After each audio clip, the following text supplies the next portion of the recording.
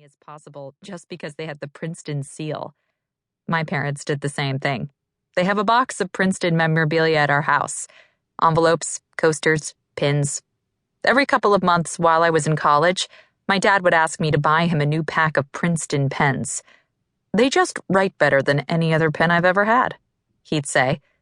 But they were your standard black Bic ballpoints, and I knew better. When I got into Princeton, my parents couldn't understand why I didn't immediately send in my deposit. It was the first time I felt like they might actually force me to do something. My high school English teacher said it was because of the gold ring. Having a kid who goes to Princeton, he told me, is like wearing one all the time. A lot of Princeton parents have worn these gold rings for years. They went to Princeton or another Ivy, as did their parents, as did their parents. But for Denise and me, and our families, this was a new thing. My dad never went to college, and my mom went to a 2-year art school. Denise's parents both attended state universities in Illinois, so Princeton was a big deal. Graduation was a big deal, and this raised the stakes for what came after it. "We are sitting in this place of honor," Denise's father continued, "because tomorrow Denise will be receiving one of the most prestigious awards at Princeton University." Denise thought about what her mom told her the day she started high school. Stand up straight, shoulders back. Denise had been a chronic sloucher. She'd always been tall, almost 6 feet by the time she turned 16. Growing up, she hated the way her head popped up above everyone else's. She hated attention from the basketball coaches at her all-white suburban middle school, guys who refused to accept the towering black girl's complete lack of coordination. Standing in her uncle's living room, in front of her whole family, Denise was sorely tempted to give in to old instincts, to hunch her shoulders, look at the ground, and make herself small. It was too much.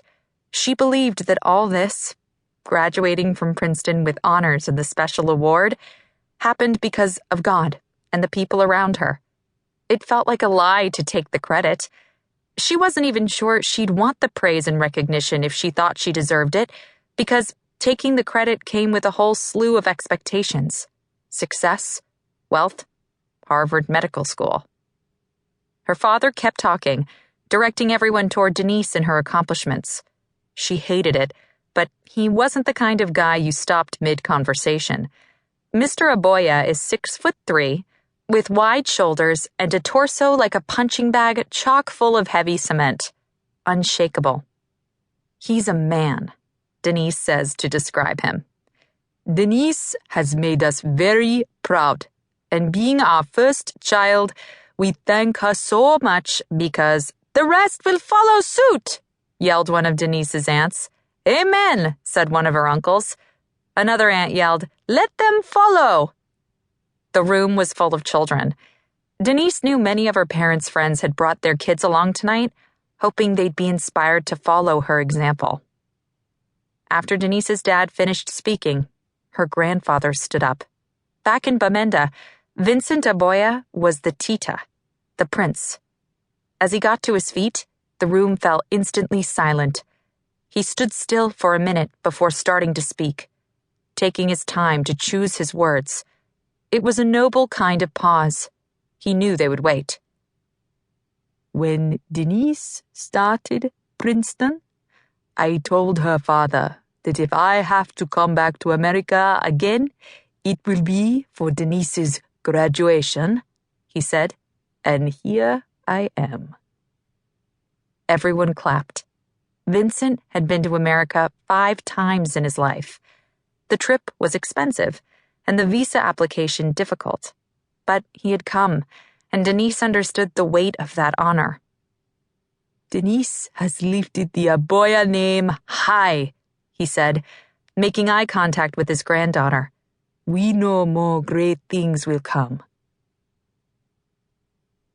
As the rest of our class screamed the lyrics to the incessantly peppy pop song Call Me Maybe at 10 o'clock the night after baccalaureate, Alex sat in her dorm room staring at her computer screen, trying to finish a research paper.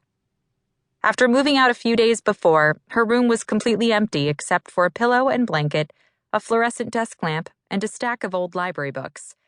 Alex picked at the chicken sandwich.